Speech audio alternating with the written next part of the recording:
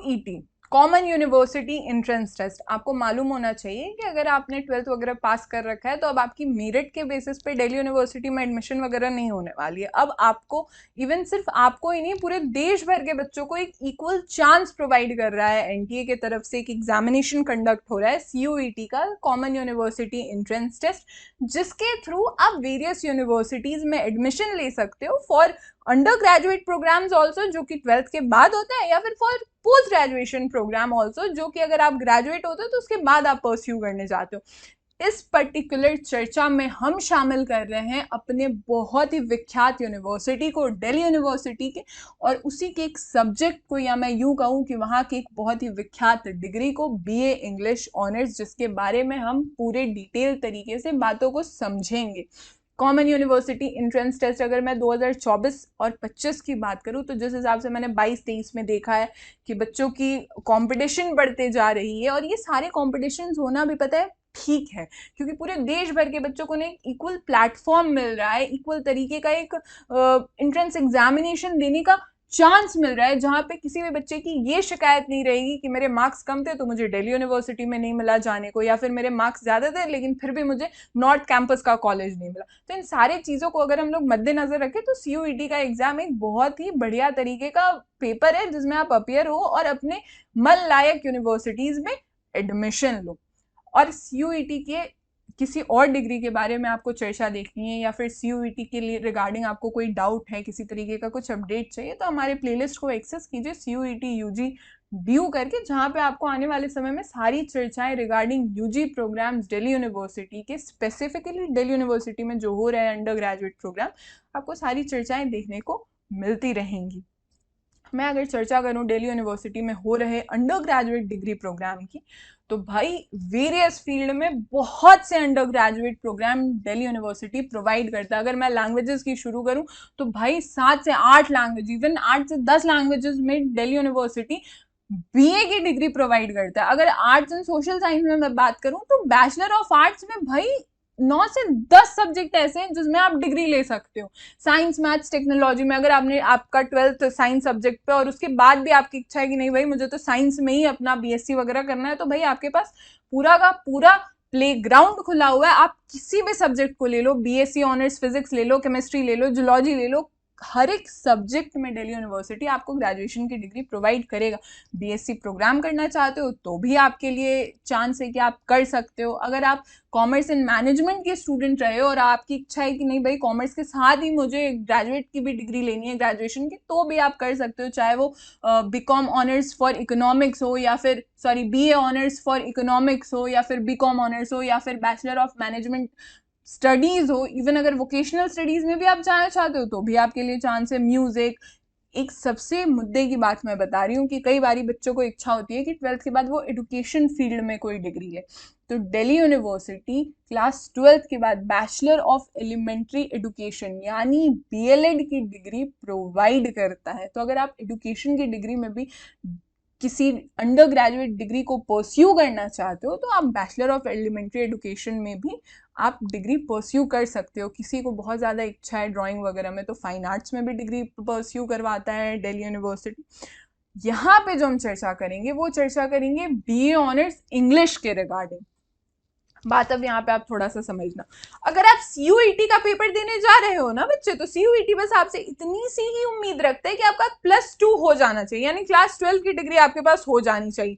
लेकिन वहां पे एक लाइन लिख देता है CUET कि CUET के थ्रू आप जिस यूनिवर्सिटी में जा रहे हो ना एडमिशन लेने, मान लो CUET के थ्रू आप दिल्ली यूनिवर्सिटी में जा रहे हो एडमिशन लेने, तो आपको ये बात मालूम होना चाहिए कि दिल्ली यूनिवर्सिटी की एलिजिबिलिटी क्राइटेरिया क्या है। तो यहाँ पे अगर मैं दिल्ली यूनिवर्सिटी की एलिजिबिलिटी क्राइटेरिया की बात करूं तो यहाँ पे भी कॉमन एलिजिबिलिटी क्राइटेरिया है कि भाई आपका क्लास 12 क्लियर होना चाहिए किसी भी रिकॉग्नाइज्ड बोर्ड से, जहां पे आपके पास किसी भी फील्ड के सब्जेक्ट हो सकते हैं, साइंस, कॉमर्स या फिर आर्ट्स। और इसके अलावा अगर मैं थोड़ा सा पेपर स्ट्रक्चर वगैरह की बात करूं उससे पहले ना आप थोड़ा सब्जेक्ट देखो कि 1A का जो इनका दिया हुआ है सब्जेक्ट, क्योंकि CUET में ना किसी पर्टिकुलर यूनिवर्सिटी के रिगार्डिंग एंट्रेंस टेस्ट नहीं होता है। CUET में जो एग्जामिनेशन होता है ना वो सब्जेक्ट वाइज होता है।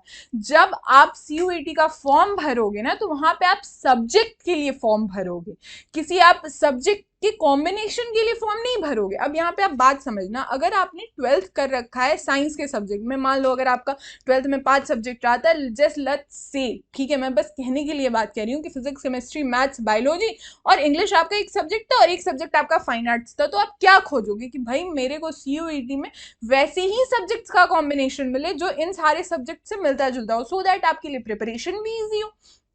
तो अगर उसी हिसाब से हम लोग सब्जेक्ट्स की डेफिनेशन देंगे तो सेक्शन 1A में जो आपका सब्जेक्ट दिया हुआ है वो कुछ इस हिसाब से English, Hindi, SMEs, Bengali, Gujarati.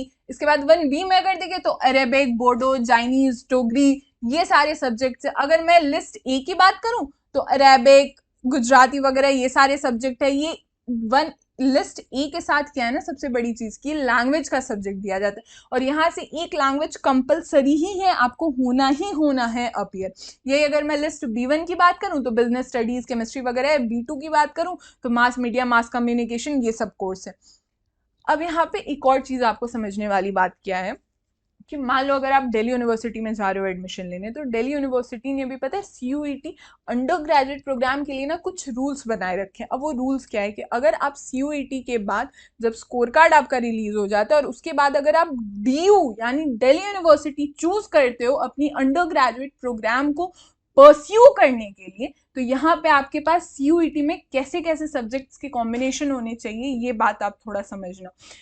List A से आपके पास लैंग्वेज का एक सब्जेक्ट जो कि इंग्लिश है वो होना ही चाहिए। B1 से आपके पास 2 सब्जेक्ट होने ही चाहिए और B1 या B2 से आप कोई एक सब्जेक्ट ले सकते हो। मतलब दिल्ली यूनिवर्सिटी के लिए आप मिनिमम 4 सब्जेक्ट में अपीयर होगे ही होगे, जिसमें से एक कंपल्सरी सब्जेक्ट है, दैट इज लिस्ट ए से इंग्लिश। क्लियर है बात? और फिर उसमें से जो मार्क्स आपकी इन चारों सब्जेक्ट के कॉम्बिनेशन से जो मार्क्स ऑब्टेन होगी उस पर आपकी मेरिट बनेगी। अगर मैं बात करूं कि दिल्ली यूनिवर्सिटी के कौन कौन से कॉलेजेस BA इंग्लिश ऑनर्स की डिग्री प्रोवाइड करते हैं, तो भाई कॉलेजेस के मामले में ना दिल्ली यूनिवर्सिटी बहुत रिच है। 40 से ज्यादा कॉलेजेस ऐसे हैं जो BA इंग्लिश ऑनर्स की डिग्री प्रोवाइड करते हैं। इसमें ना कुछ बहुत उम्दा कॉलेजेस भी हैं, जैसे कि सेंट स्टीफेंस हो गया, दौलत राम हो गया जो कि नॉर्थ कैंपस का, ये सब ना बहुत उम्दा कॉलेज है। लेडी श्री राम कॉलेज हो गया, इसके अलावा भी ना हंसराज कॉलेज हो गया, हिंदू कॉलेज हो गया, ये सारे कॉलेजेस ना बहुत ही उम्दा। मतलब पता है, मैं उम्दा इसीलिए नहीं कह रही हूँ कि भाई देखने में उसके इंफ्रास्ट्रक्चर्स वगैरह बहुत अच्छे हैं, वो तो है ही, लेकिन वहाँ की जो फैकल्टीज है, जो इंग्लिश ऑनर्स की जो डिग्री आपको प्रोवाइड की जाती है ना, जिस हिसाब से, वो बहुत ही बेहतरीन होता है। दिल्ली यूनिवर्सिटी अपने आप में ही बहुत उम्दा यूनिवर्सिटी है, सेंट्रल यूनिवर्सिटी है और यहाँ के कॉलेजेस भी, एक कॉलेजेस बहुत ही बढ़िया कॉलेजेस हैं। ठीक है, अगर आपको CUET, UG या PG एडमिशन के रिगार्डिंग किसी तरीके का कोई डिस्प्यूट है, किसी तरीके का कोई अपडेट चाहिए, तो हमारे टेलीग्राम ग्रुप को ज्वाइन कीजिए, मिशन दिल्ली यूनिवर्सिटी। और मिशन दिल्ली यूनिवर्सिटी के ना बहुत से वेबिनार होते हैं, बहुत से स्टूडेंट्स मीटअप होते हैं, जहाँ पे मैं और अभिलाष सर खुद चर्चा करते हैं कि भाई किस हिसाब से आपका एडमिशन प्रोसीजर होता है, CUET में क्या क्या चेंजेस आए हैं, क्या प्रिपरेशन स्ट्रैटेजीज रहनी चाहिए। तो उन सारे वेबिनार, स्टूडेंट्स मीटअप की भी जानकारी आपको हमारे टेलीग्राम ग्रुप पे दिखती हुई नजर आएगी। अब अगर हम पेपर स्ट्रक्चर पे चर्चा करें तो 50 क्वेश्चंस में से आपको 40 क्वेश्चन ही अटेम्प्ट करने हैं 1A और 1B के, अगर आप लैंग्वेजेस चूज करते हो। यही सेक्शन 2 में अगर आप डोमेन स्पेसिफिक सब्जेक्ट चूज करोगे ना, तो जो आपको क्वेश्चंस अटेम्प्ट करने हैं वो आपको 40 में से 35 ही अटेम्प्ट करने हैं। कितने में से? 50 में से जो 45 क्वेश्चंस आपको दिए रहेंगे। ठीक है, अगर सेक्शन 3 की मैं बात करूं जनरल टेस्ट की, तो एक बात आप समझ के रखो कि 60 क्वेश्चंस में से आपको सिर्फ और सिर्फ 50 क्वेश्चंस ही अटेम्प्ट करने हैं।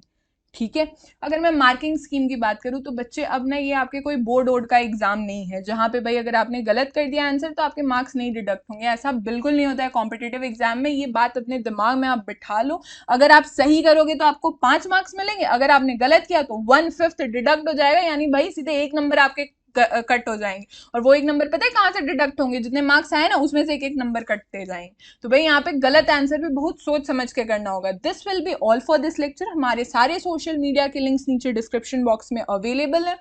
Do subscribe mission Delhi university. God bless you all.